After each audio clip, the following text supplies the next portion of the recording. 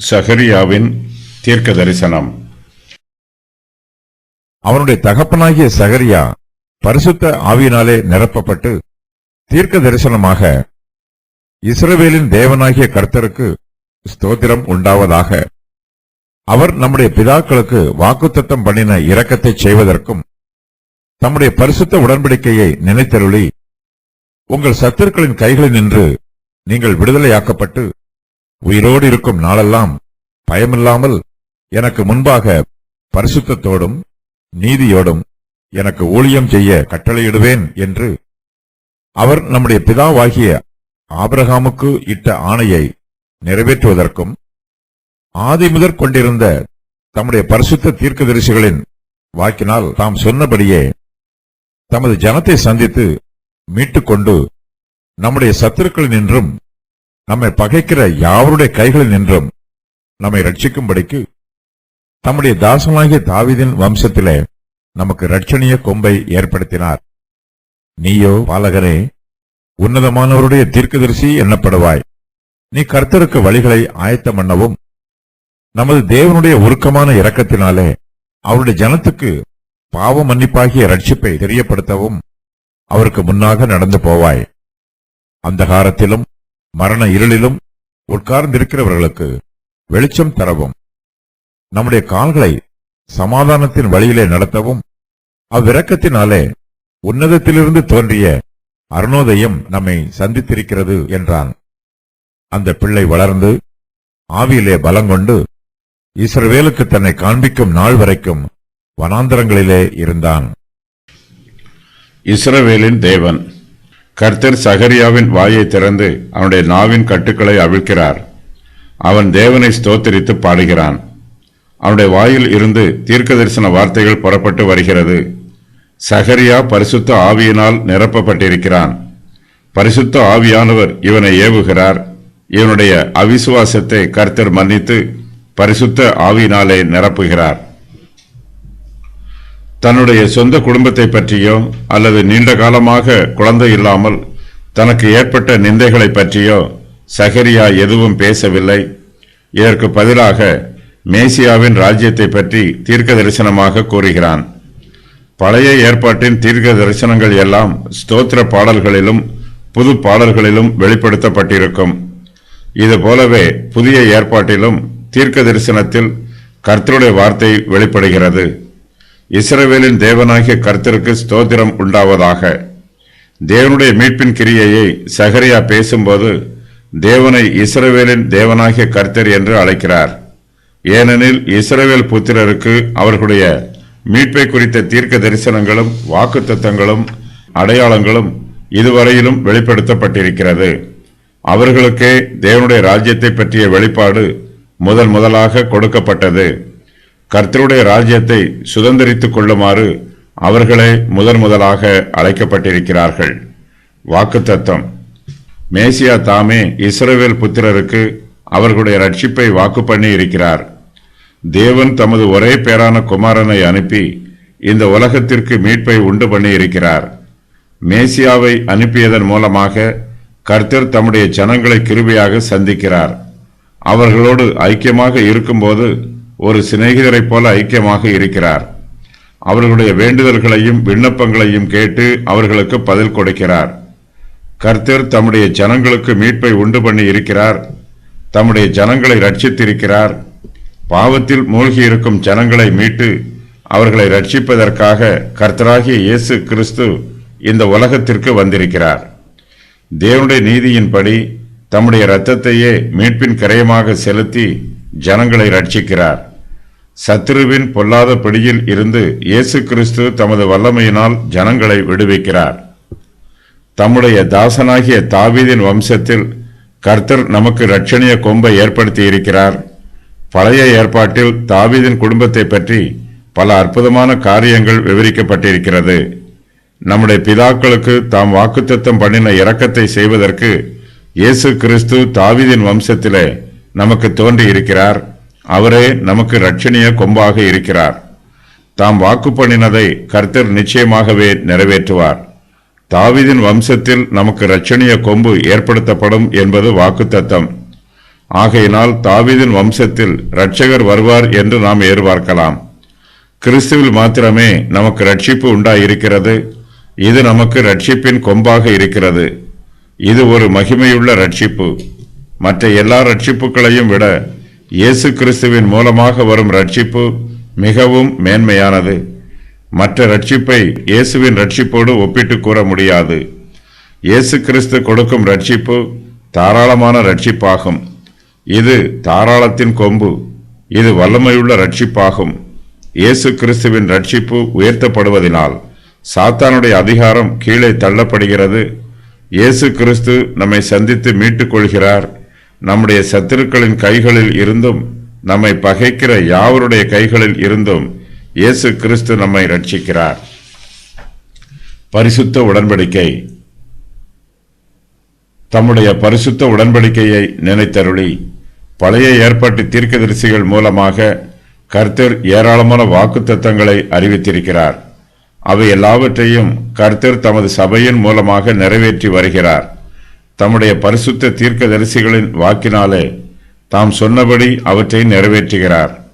மேசியாவின் மூலமாக ரட்சிப்பு உண்டாகும் என்னும் தேவனுடைய தெய்வீக திட்டம் தீர்க்கதரிசிகள் மூலமாக முன்னறிவிக்கப்பட்டிருக்கிறது. ரட்சிப்பின் அந்த திட்டம் இயேசு கிறிஸ்துவின் மூலமாக நிறைவேற்றப்படுகிறது. ஆதி முதல் தாம் சொன்ன தீர்க்க தரிசனங்களை கர்த்தர் இப்போது செய்து வருகிறார்.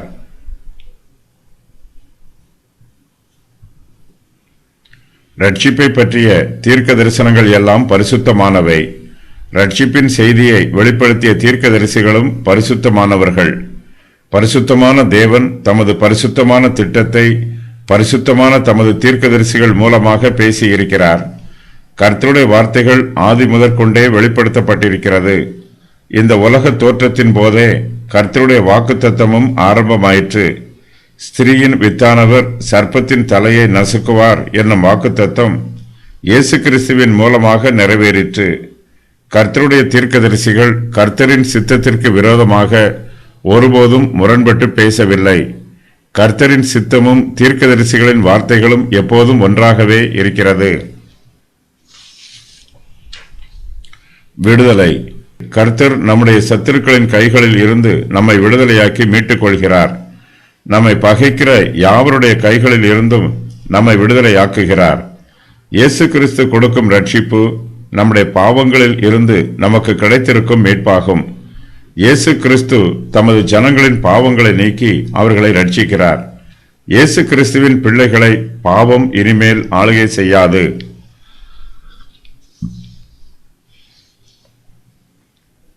ஆபிரகாமுக்கு இட்ட கட்டளை. கர்த்தர் தம்முடைய இரக்கத்தை நம்மோடு மறுபடியும் புதுப்பித்துக் கொள்கிறார். நம்முடைய பிதாக்களுக்கு வாக்குத்தத்தம் பண்ணின இரக்கத்தை தேவன் இப்போது நமக்கு காண்பிக்கிறார். நம்முடைய மீட்பர் தேவனுடைய இரக்கத்தில் நம்மை உறுதி பண்ணுகிறார். தம்முடைய பரிசுத்த உடன்படிக்கையை நம்மோடு மறுபடியும் புதுப்பித்துக் கொள்கிறார். இந்த உடன்படிக்கையை தேவன் நம்முடைய பிதாக்களோடு வாக்கு பண்ணி இருந்தார். நம்முடைய பிதாவாகிய ஆபிரகாமுக்கு இட்ட கட்டளையை தேவன் இப்போது நம் மூலமாக நிறைவேற்றுகிறார். நம்முடைய முன்னோர்களுக்கு கொடுக்கப்பட்ட வாக்குத்தத்தங்கள் இப்போது நமக்கு நிறைவேற்றப்படுகிறது. தேவனுடைய வாக்குத்தத்தம் நம்மில் நிறைவேறுவதற்கு நாம் பாத்திரவான்கள் அல்ல. தேவனுடைய சுத்த கிருபையினாலும் இரக்கத்தினாலும் அவர் தம்முடைய வாக்குத்தத்தத்தை நமக்கு நிறைவேற்றுகிறார். நம்முடைய பிதாவாகிய ஆபிரகாமுக்கு கர்த்தர் ஆணையிட்ட போதிலும் அந்த ஆணையை தமது கிருபையினால் கர்த்தர் நம்மிடத்திலும் நிறைவேற்றுகிறார். உனக்கும் உன்னுடைய சந்ததிக்கும் தேவனாக இருப்பேன் என்று கர்த்தர் ஆபிரகாமுக்கு வாக்கு பண்ணினார். ஆனால் ஆபிரகாமின் சந்ததியாரோ தங்களுடைய பாவங்களில் வீழ்ந்து பரிசுத்தத்தை இழந்து தேவனுடைய உடன்படிக்கையை மீறினவர்களாக இருக்கிறார்கள். இஸ்ரவேல் புத்திரருக்கு பலவிதமான உபத்திரவங்கள் வந்தபோது அந்த உபத்திரவங்கள் எல்லாம் அவர்களுடைய மீறுதல்களின் நிமித்தமாகவே வந்தது. கர்த்தர் தம்முடைய உடன்படிக்கையை மறந்துவிட்டாரோ என்று இஸ்ரவேல் ஜனங்கள் நினைத்தார்கள். ஆனால் கர்த்தரோ நம்முடைய பிதாவாகிய ஆபிரகாமுக்கு இட்ட ஆணையை நிறைவு கூறுகிறார். அதை இப்போது நம்மிடத்தில் நிறைவேற்றுகிறார். மீட்பு. தேவனுடைய ஊழியத்தை செய்கிறவர்களுக்கு கர்த்தர் ஒரு தகுதியை நியமித்திருக்கிறார். தமக்காக ஊழியம் செய்கிறவர்களை உற்சாகப்படுத்துகிறார். அவர் நம்முடைய பிதாவாகிய ஆபிரகாமுக்கு ஆணையிட்டிருக்கிறார். தமக்கு ஊழியம் செய்வதற்காக அவர் நமக்கு வல்லமையையும் கிருபையையும் தருகிறார். இதன் மூலமாக நாம் தேவனுக்காக செய்யும் ஊழியத்தை அவர் அங்கீகரிக்கிறார். அவருடைய ஊழியம் நமக்கு மகிழ்ச்சியாகவும் ஆறுதலாகவும் இருக்கிறது. சுவிசேஷத்தின் கிருபை நமக்கு விசேஷமாக கொடுக்கப்பட்டிருக்கிறது. அதன் மகா பெரிய திட்டத்தின்படி சுவிசேஷ ஊழியத்தில் இருந்து நாம் விலக்கி வைக்கப்படாமல் சேர்த்து கொள்ளப்படுகிறோம். அவருடைய ஊழியத்தை செய்வதற்கு நாம் உற்சாகப்படுத்தப்படுகிறோம். சுவிசேஷத்தின் மூலமாக நமது பாவத்தின் நுகம் நம்மை விட்டு இறக்கி வைக்கப்படுகிறது. இந்த நுகத்திற்கு பதிலாக நம்முடைய கர்த்தராகிய இயேசு கிறிஸ்துவின் லகுவான இனிமையான நுகம் நம்மீது சுமத்தப்படுகிறது. பாவத்தின் கட்டுக்களில் இருந்து தேவன் நம்மை விடுவித்து தம்முடைய அன்பின் கட்டுக்களினால் நம்மை கட்டி தம்மோடு சேர்த்துக் கொள்கிறார். இதன் மூலமாக நாம் பயமில்லாமல் தேவனுக்கு ஊழியம் செய்ய முடிகிறது. அவர் நமக்கு ஒரு பரிசுத்தமான பாதுகாப்பையும் தெளிவான சிந்தையையும் கொடுக்கிறார். பாவத்தின் பயங்கரத்தில் இருந்து நம்மை விடுதலை செய்கிறார். தேவையில்லாத பயங்களில் இருந்து நம்மை நீக்கி பாதுகாக்கிறார். நாம் கர்த்தருக்காக ஊழியம் செய்யும் போது பயபக்தியோடு ஊழியம் செய்ய வேண்டும். கர்த்தருக்கு பயப்படுவது என்பது அடிமைத்தனத்தின் பயம் அல்ல, இது பரிசுத்தமான பயம். நம்முடைய கர்த்தர் நம்மை தேவையில்லாமல் தண்டிக்க மாட்டார். நாம் தவறு செய்யும் போது கூட நம்மை தமது அன்பினால் திருத்துகிறார். நாம் தேவனுக்கு பரிசுத்தத்தோடும் நீதியோடும் ஊழியம் செய்ய வேண்டும். தேவனுக்கு முன்பாகவும் மனுஷருக்கு முன்பாகவும் நாம் பரிசுத்தமாகவும் நீதியாகவும் ஜீவிக்க வேண்டும். இது நமது கடமையாகும். நாம் தேவனுக்கு முன்பாக ஊழியம் செய்யும் போது அவரை நமது உள்ளத்தில் இருந்து ஆராதனை செய்வதே நமது பிரதான ஊழியம். நமது கண்கள் எப்போதும் கர்த்தரையே நோக்கி பார்க்க வேண்டும். அதே வேளையில் கர்த்தரும் தம்முடைய கண்களால் நம்முடைய உள்ளான மனுஷனை எப்போதும் நோக்கி பார்க்கிறார் என்னும் உணர்வும் நமக்குள் காணப்பட வேண்டும். கர்த்தருக்கு மறைவான காரியம் எதுவும் நம்மிடத்தில் இருக்க முடியாது. நாம் தேவனுக்காக ஊழியம் செய்யும் போது சிறிது காலம் மாத்திரம் அவருக்காக ஊழியம் செய்துவிட்டு அதன் பின்பு ஊழியத்தை விட்டுவிடக்கூடாது. நமது ஜீவியத்தின் எல்லா நாட்களிலும் நாம் கர்த்தருக்காக ஊழியம் செய்ய வேண்டும் என்று நம்மை பிரதிஷ்டை பண்ண வேண்டும். கர்த்தரும் நம்மை முடிவு வரையிலும் ரட்சித்து வழிநடத்த போதுமானவராக இருக்கிறார். கொம்புகள் அதிகாரங்களுக்கு அடையாளம். சில இடங்களில் இது ராஜரீகத்திற்கு அடையாளம். கொம்பை உயர்த்துதல் என்னும் வாக்கியம் அதிகாரம் செலுத்துதல் என்று பொருள்படும். இரட்சணிய கொம்பு என்பது வல்லமையுள்ள ரட்சிப்பு அல்லது சர்வவல்ல இரட்சகர் என்று பொருள்படும். இஸ்ரவேலின் கொம்பு அல்லது தாவீதின் கொம்பு என்பது இஸ்ரவேல் தாவீது ஆகியோரின் வல்லமையை குறிப்பிடும். ரட்சிக்கப்படுவதனால் உண்டாகும் ஆசீர்வாதங்கள்: சத்துருக்களிடமிருந்து விடுதலை, தேவனுடைய கிருபை, விசுவாசத்தினால் நீதிமானாக்கப்படுதல், தேவனோடு சமாதானம், பரிசுத்தமும் நீதியும், தேவனோடு ஒப்புரவாகுதல், வெளிச்சமும் வழிநடத்துதலும். நீயோ பாலகனே, ரட்சிப்பை ஆயத்தம் பண்ணும் ஊழியத்திற்காக சகரியா தேவனை துதிக்கிறார். யோவான் ஸ்நானன் இந்த ஊழியத்தை செய்து அவன் கர்த்தருக்கு வழிகளை ஆயத்தம் பண்ணுவான். யோவான் ஸ்நானனாகிய இந்த பாலகன் உன்னதமானவருடைய தீர்க்கதரிசி என்று அழைக்கப்படுவான். இயேசு கிறிஸ்து உன்னதமானவர். யோவான் ஸ்நானன் அந்த உன்னதமான இயேசு கிறிஸ்துவின் தீர்க்கதரிசி. பல வருஷங்களுக்கு முன்பாகவே இஸ்ரவேல் தேசத்தில் தீர்க்க தரிசனம் கூறுவது நின்று போயிற்று. ஆயினும் அது யோவான் ஸ்நானனில் புதுப்பிக்கப்படுகிறது. கர்த்தர் யோவான் ஸ்நானனுக்கு தமது ஊழியத்தில் முக்கியமான பகுதிகளை பொறுப்பாக ஒப்படைத்திருக்கிறார். யோவான் ஜனங்களை ரட்சிப்புக்கு ஆயத்தப்படுத்த வேண்டும். கர்த்தருக்கு முன்பாக நடந்து போய் அவருக்கு வழிகளை ஆயத்தம் பண்ண வேண்டும். கர்த்தருடைய வழிகளில் தடையாக நிற்கும் எல்லா காரியங்களையும் அகற்றி போட வேண்டும். கர்த்தரிடத்தில் ஜனங்கள் வருவதற்கு தடையாக இருக்கும் எல்லா தடைகளையும் நீக்கி போட வேண்டும். ஏசாயா தீர்க்கதரிசி யோவான் ஸ்நானனுடைய ஊழியத்தை இவ்வாறு முன்னறிவிக்கிறார்: கர்த்தருக்கு வழியை ஆயத்தப்படுத்துங்கள், அவாந்தர வெளியிலே நம்முடைய தேவனுக்கு பாதையை செவ்வை பண்ணுங்கள் என்றும், பள்ளமெல்லாம் உயர்த்தப்பட்டு சகல மலையும் குன்றும் தாழ்த்தப்பட்டு கோணலானது செவ்வையாகி கரடு முரடானவை சமமாக்கப்படும் என்றும், கர்த்தரின் மகிமை வெளியரங்கமாகும், மாம்சமான யாவும் அதை ஏகமாய் காணும், கர்த்தரின் வாக்கு அதை உரைத்தது என்றும் வனாந்திரத்திலே கூப்பிடுகிற சத்தம் உண்டாயிற்று. ஏசாயா 40:3-5 வரை. ஜனங்களுக்கு ரட்சிப்பின் செய்தியை தெளிவுபடுத்த வேண்டியது யோவான் ஸ்நானனுடைய ஊழியம். பரலோக ராஜ்யம் சமீபத்திருக்கிறது என்னும் சத்தியத்தை யோவான் ஸ்நானன் பிரசங்கம் பண்ணினான். பாவ மன்னிப்பாகிய ரட்சிப்பு. தேவன் தம்முடைய உருக்கமான இரக்கத்தினால் நம்முடைய மீறுதல்களையும் பாவங்களையும் மன்னிக்கிறார். பாவ மன்னிப்பினால் நமக்கு ரட்சிப்பு உண்டாகிறது. பாவம் செய்கிற ஆத்மா சாகும். பாவத்தின் தண்டனை மரணமாக இருந்தாலும் தேவனுடைய உருக்கமான இரக்கத்தினால் நமக்கு பாவ மன்னிப்பு உண்டாகிறது. நாம் தேவனுக்கு விரோதமாக பாவம் செய்தாலும் தேவனுடைய சமூகத்தில் மனத்தாழ்மையோடு சென்று நம்முடைய பாவங்களை மன்னிக்குமாறு பயபக்தியோடு வேண்டிக் கொண்டால், நம்முடைய பாவம் எவ்வளவு பயங்கரமானதாக இருந்தாலும் அதை மன்னிப்பதற்கு நம்முடைய தேவன் கிருபையும் இரக்கமும் நிறைந்தவராக இருக்கிறார். அருணோதயம். ரட்சிப்பின் சுவிசேஷம் நமக்கு தெளிவான மெய்யான வெளிச்சத்தை தருகிறது. இதனால் நமது கால்கள் சமாதானத்தின் வழியில் நடக்கும். உன்னதத்தில் இருந்து நம்மை சந்திப்பதற்காக அருணோதயம் தோன்றி இருக்கிறது. தேவனுடைய உருக்கமான இரக்கத்தினாலே உன்னதத்திலிருந்து தோன்றிய அருணோதயம் நம்மை சந்தித்திருக்கிறது. இயேசு கிறிஸ்துவே அதிகாலையில் தோன்றும் அருணோதயமாக இருக்கிறார். நாம் சரியான பாதையில் நடப்பதற்கு சுவிசேஷம் நமக்கு வெளிச்சத்தை தருகிறது. சுவிசேஷத்தின் வெளிச்சத்தில் நடக்கும்போது புறஜாதியாரைப் போல இருளில் தள்ளாட வேண்டிய அவசியம் இல்லை. பழைய ஏற்பாட்டில் சத்தியங்கள் எல்லாம் அடையாளங்களாகவே எழுதப்பட்டுள்ளன. அடையாளங்களின் வெளிச்சம் நிலவின் வெளிச்சத்தை போன்றது. நிலவின் வெளிச்சத்தில் கூட நமது நடை தடுமாறுவதற்கு வாய்ப்புள்ளது. ஆனால் சுவிசேஷத்தின் வெளிச்சமோ பகல் பொழுதின் வெளிச்சத்தை போன்றது. இந்த வெளிச்சத்தில் நம்முடைய கால்கள் தள்ளாடாமல் சமாதானத்தின் வழியில் நடக்கும். யோவான் ஸ்நானன் கர்த்தருக்கு முன்பாக நடந்து போய் ஜனத்திற்கு பாவ மன்னிப்பாகிய ரட்சிப்பை தெரியப்படுத்துகிறான். கர்த்தருக்கு அவன் வழியை ஆயத்தம் பண்ணியதினால் ஜனங்களுடைய சமாதானம் பெருகிற்று. சுவிசேஷத்திற்காக இதுவரையிலும் ஜனங்கள் ஆவலோடு காத்து கொண்டிருக்கிறார்கள். அதை பற்றிய முன்னறிவிப்பை யோவான் ஸ்நானன் தன்னுடைய ஊழியத்தின் மூலமாக அறிவிக்கிறான்.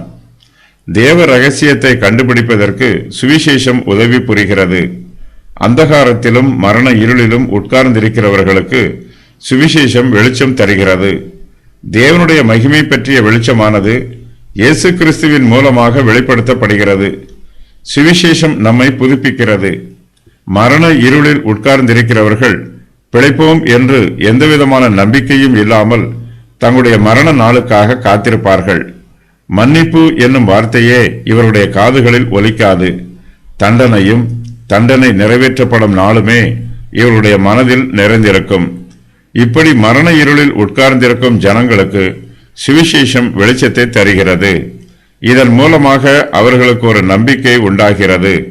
மரணத்திற்கு பதிலாக நித்திய ஜீவனை சுதந்திரித்துக் கொள்ளும் வாய்ப்பு இவர்களுக்கு கொடுக்கப்படுகிறது. சுவிசேஷம் நம்முடைய கால்களை வழிநடத்துகிறது. சமாதானத்தின் வழியில் இது நம்மை வழிநடத்தி செல்கிறது. சுவிசேஷத்தின் மூலமாக நாம் தேவனோடு சமாதானமாக ஜீவிக்கிறோம். பாவிகளுக்கு சமாதானத்தின் பாதை என்றால் என்ன என்றே தெரியாது. அவர்கள் கூட சுவிசேஷத்தின் மூலமாக தேவனுடைய பாவ மன்னிப்பாகிய ரட்சிப்பை பெற்றுக்கொண்டு சமாதானத்தின் வழியில் நடக்கலாம். தேவனோடு முரண்பட்டு ஜீவிக்காமல் அவரோடு சமாதானமாக ஜீவிப்பது நமக்கு கிடைத்திருக்கும் மிகப்பெரிய ஆசீர்வாதமாகும். அருணோதயம் என்பதற்கான கிரேக்க வார்த்தை அனதோலே என்பதாகும். இதற்கு கிழக்கு, சூரியன் உதிக்கும் திசை, நட்சத்திரம் அல்லது சூரியன் ஆகியவற்றின் உதயம் என்று பொருள். சில இடங்களில் இந்த கிரேக்க சொல் கிழக்கு என்று மொழிபெயர்க்கப்பட்டிருக்கிறது. யோவானுடைய வருகையினால் உதிக்கப் போகும் வெளிச்சம் என்றும் உலகத்தின் வெளிச்சமாகிய இயேசு கிறிஸ்து என்றும் இந்த வார்த்தைக்கு பொருள் சொல்லலாம். வனாந்தரங்கள். யோவான் ஸ்நானனுடைய பிள்ளை பருவம் இந்த வசனத்தில் சுருக்கமாக விவரிக்கப்பட்டிருக்கிறது. யோவான் ஸ்நானன் தன்னுடைய உள்ளான மனுஷனில் வளர்ச்சி பெறுகிறான்.